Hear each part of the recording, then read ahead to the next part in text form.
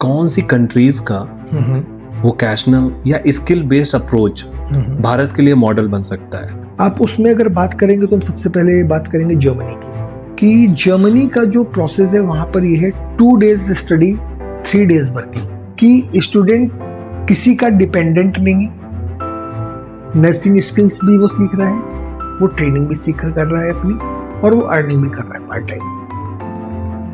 उसके बाद अगर हम लोग बात करें यूके की बात कर सकते हैं, हालांकि पैसा यूएस में ज़्यादा है, लेकिन अगर हम यूके की बात करें, अभी हमारा एक फ्रेंड के हमारा कलीग ही था, इस समय वो वेल्स में OIT उसने क्वालिफाई किया था, इंग्लिश ऑक्यूपेशनल टेस्ट होता है, जैसे हम लोग नीट वो अपना टोफल्स वगैरह देते हैं, वैसे उसने OIT क्वालिफाई करके गया। 6 घंटे की वर्किंग है, 3 दिन वर्किंग करता है हफ्ते में, 6 18 घंटे काम कर रहा है, टोटल स्ट्रेस फ्री, अच्छा एकोमोडेशन, सारी सुविधाएं।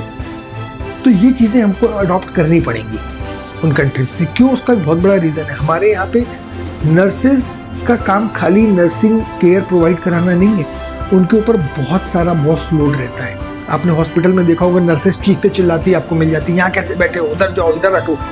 कितना प्रेशर उनके ऊपर होता है, कभी आप इस बात को सोचिए।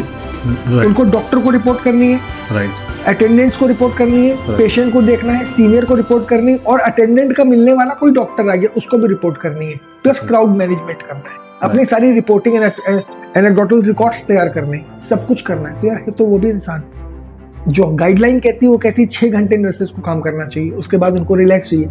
हमारे यहाँ पे 6 घंटे शायद ही कोई हॉस्पिटल कराता है, अगर मैक्स वगैरह को फोर्टिस को छोड़ दे तो 8 आवर्स। इवनिंग शिफ्ट में तो 12 आवर्स की जॉब है, 7 को 8 बजे जाते हैं, सवेरे 8 बजे छोड़ते हैं। तो ये एक बहुत बड़ा यहाँ पे ड्रॉबैक है, इसको गवर्नमेंट को देखना चाहिए। अब प्रॉब्लम वहाँ पे क्या है, वहाँ पे इतने आइडियोलॉजिकली वो लोग क्यों चल पा रहे हैं? क्योंकि एक हेल्दी कंट्री, पेशेंट्स कम है यहाँ पे। पेशेंट्स लोड हमारे यहाँ पे हेलेट जैसे हॉस्पिटल में 25-25 हज़ार की OPD पर डे हो जाती है, 20-20 हज़ार की, बिल्कुल ठीक। और उतना नर्सिंग स्टाफ नहीं, और नर्सिंग स्टाफ की हालत या हेल्थ केयर प्रोफेशनल की हालत कोविड में पूरी दुनिया ने देखी क्या थी।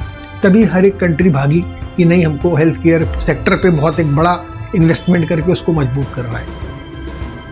क्योंकि जो हम लोग बचपन से पढ़ते थे ना, हेल्थ इज वेल्थ, तब कोविड में समझ में आ गया what is the mean of the wealth and what is the mean of the health. और बेसिकली शशांक जी, मेरे को तो एक चीज़ ये रियलाइज हुई कि जो चीज़ फ्री ऑफ कॉस्ट है बेसिकली वही बेशकीमती है।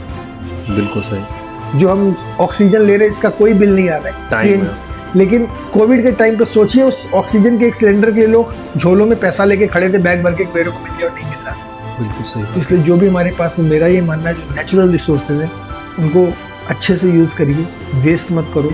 जर्मनी आपके हिसाब से बेस्ट मॉड्यूल में हो सकता है, नॉर्वे हो सकता है, यूएस हो सकता है, यूएस हो सकता है, यूएस हो सकता है, कनाडा भी we can say. Okay, yes.